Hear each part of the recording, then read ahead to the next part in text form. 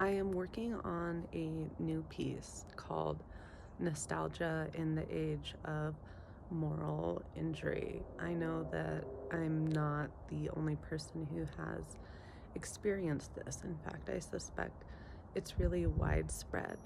And I think that that's one way of understanding the strong tendency for nostalgia that we see in popular culture right now. We're always talking about 90s nostalgia. I know I certainly experienced that quite a bit. So I've been thinking about that and what it's really about. And I know that the definition of nostalgia is to look to the past as a unchanging golden standard that decays over time. So we always, in the mind of the Romantics and the Renaissance folks, they're always thinking about the period before when they're expressing nostalgia as this ideal that we can never go back to that perfect ideal, but we can reflect on it. And I was just thinking about how, another way to look at it, and maybe nostalgia wouldn't be the right word for this, maybe it needs a different word, but I think that when I experience nostalgia,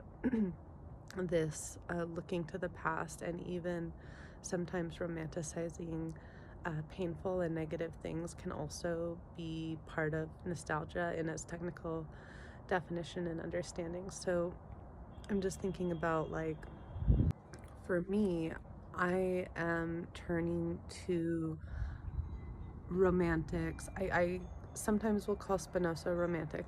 I'm sorry, I will sometimes call him a Renaissance era person, and I will sometimes call him an Enlightenment era person because he was part of the transition. But I think he helped to bring in the transition, and you can see a lot of the Renaissance influence on him and also in portraits of him.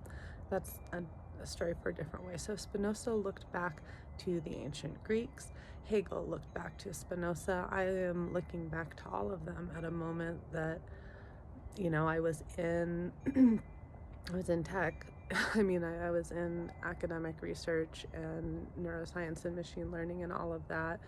And just like a lot of people in my field and a lot of people in all kinds of fields are going through a lot of transitions and not being able to pursue the things we were pursuing for the reasons that we were pursuing them. Everyone's asking, what do we really want to do with our knowledge in our lives, given if the systems aren't really working for a lot of people for a lot of different reasons, right? So I think that when I experience nostalgia, it's about getting inspiration.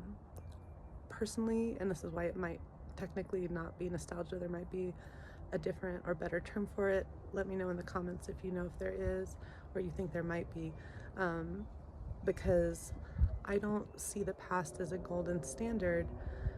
I think that the way we construct it that way, and in fact that is part of nostalgia, to construct this mythology of the past that's not real.